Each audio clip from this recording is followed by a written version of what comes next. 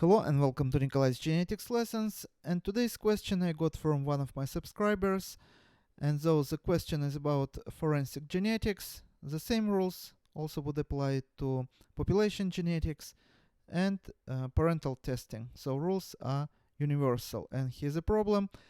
DNA collected from a crime scene and from the suspect has the following genotype, and if the frequencies of the alleles A1, B1, and C1 are 0.9, 0.99, and 0.8 respectively, calculate the probability that another person in the suspect group has the same pattern of these alleles.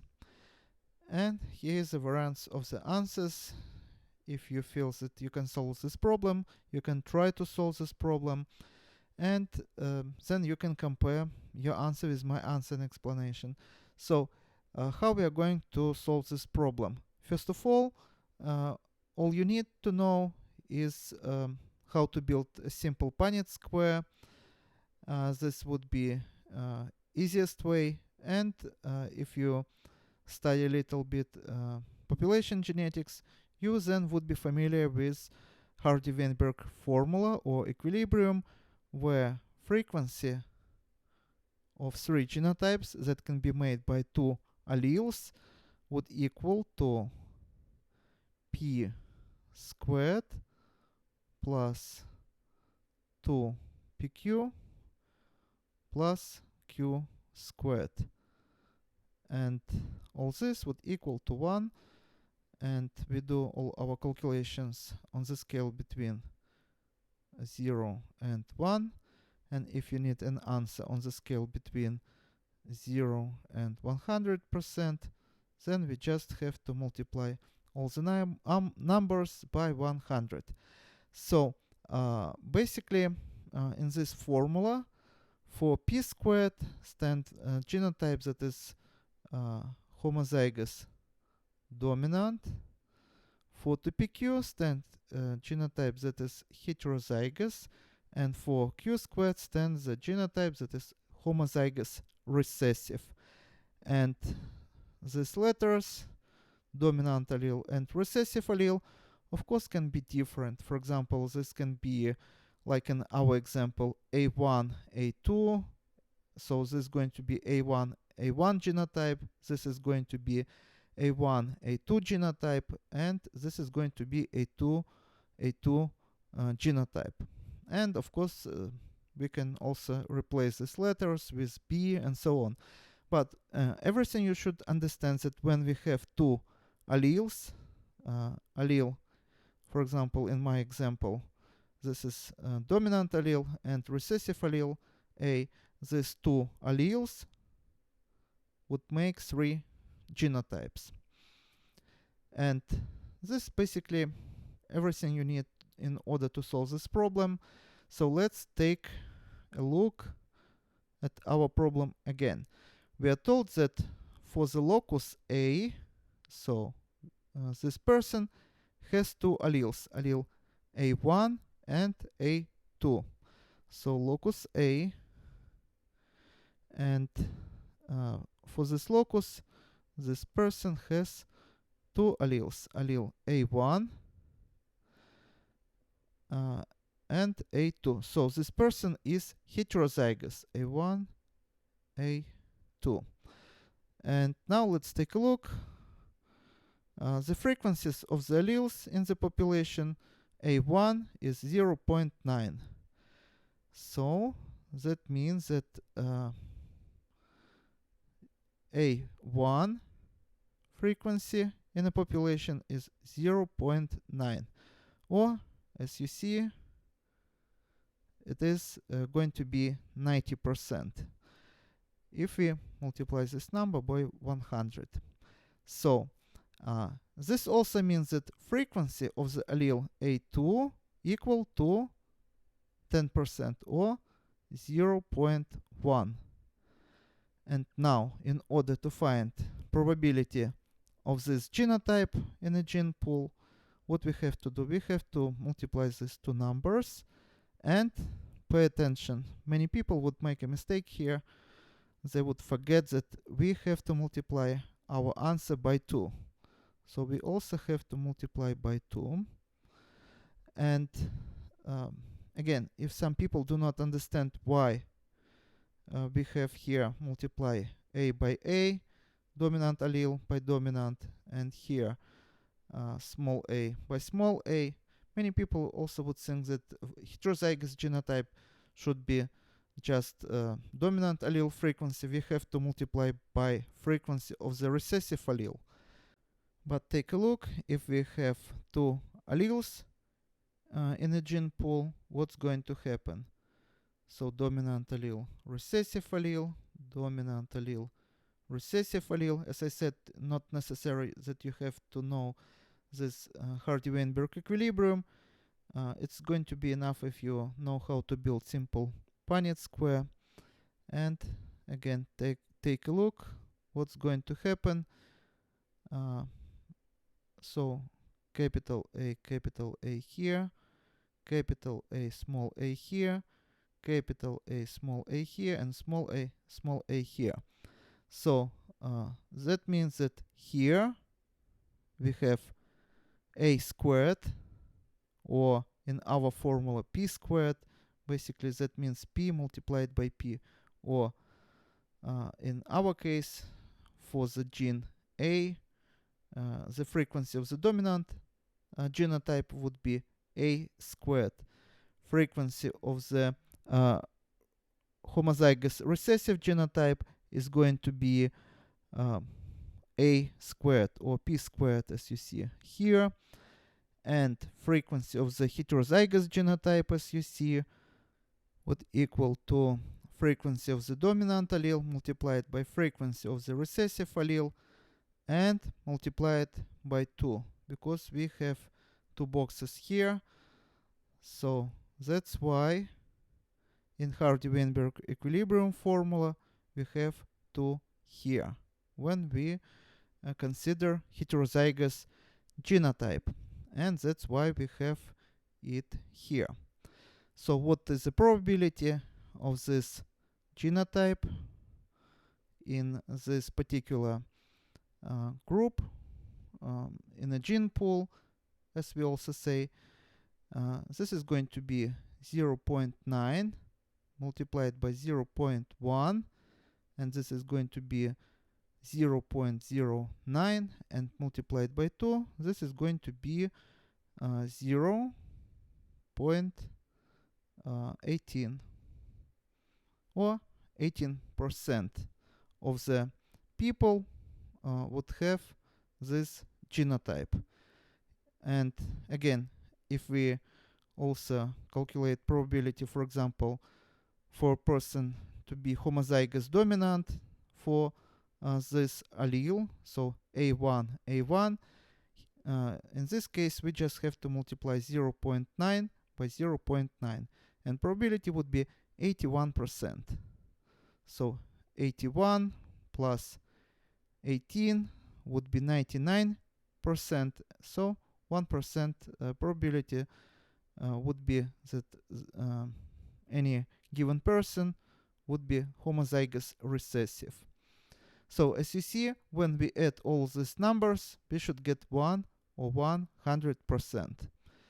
So now we have found that probability of suspect to belong to this genotype would be 0.18 or 18%. Now let's do the same thing for the other loci. For example, for the gene B, this person is homozygous. And let's take a look.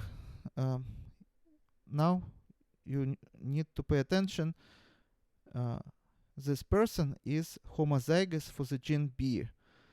And we are told that frequency of the allele B1 is 0.99.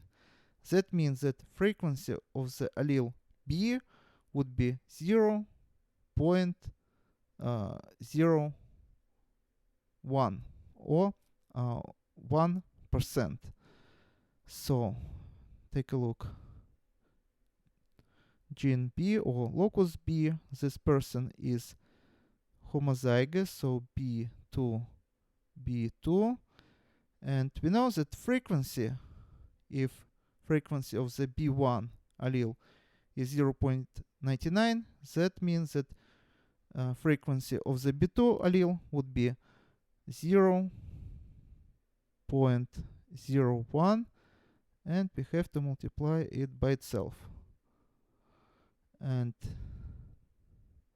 we are going to get the frequency of this genotype in this gene pool as 0.0001.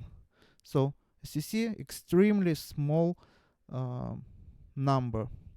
Now let's take a look at the last locus, locus C, and this person is heterozygous. So locus C, and genotype of the person is C1 and C2. And what is the frequency of the allele C1? And the frequency is 0.8. So 0.8 or 80%, we have to multiply by frequency of the allele C2. So if we have only two alleles, C1 and C2, and we know the frequency of the allele C1, which is 0.8, that means that frequency of the C2 allele should be 0.2. And again, because this is heterozygous genotype, we have to multiply by 2. So we can put 2 here. And what we are going to get here? So 0.8 multiplied by 0.2, and we are going to get 0.16, and multiplied by 2, going to be 0.32. So again, if you need an answer in percentage form, 18%, 32%, and we have to move this decimal point to places to the right. This is going to be 0.01%. Now we're left with only one last step. We have to find probability not of each genotype at each locus, but we have to find a probability of this genotype. So we have to consider all loci together. So what does it mean? That means that we have to multiply all these probabilities. 0.18, we have to multiply by 0.0001 and by 0.32. And the answer would be 0, 0, 0, 0, 0, 0, 576. And as you see, we don't have such an answer here, but pay attention to answer B. We have a scientific notation here. So what does it mean? That means that we have to convert this number into scientific notation. That means that we have to move this decimal point here. So we are going to get 5.76 multiplied by 10 in the power of 1, 2, 3, 4, 5, 6. So we have moved our decimal point 6 places. So in the power of minus 6. So 10 in the power of minus 6. And this is exactly what we see in answer B. So I hope now you understand how forensic genetics works, how we can exclude person as a suspect, or on the contrary, include as a suspect, because, for example, we can say that the chance that it is any other random person would be 1 in 100 billion.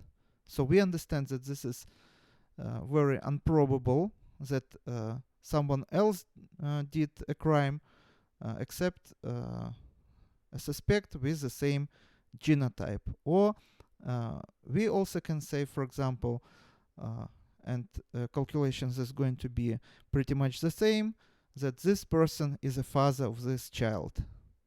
But we never say 100%. We would say that probability that random person taken from the street would have such and such genotype would be 1 in, say, 25 billions. And basically, we use the same principles in this type of calculations and also in population genetics. And everything you have to know, just this Hardy-Weinberg formula in order to solve this type of problems. Or at least you have to remember how to build a simple Punnett square. And this is all for today. Thank you for your attention. Please subscribe for my new videos that I post almost every day. See you in the next video. Goodbye.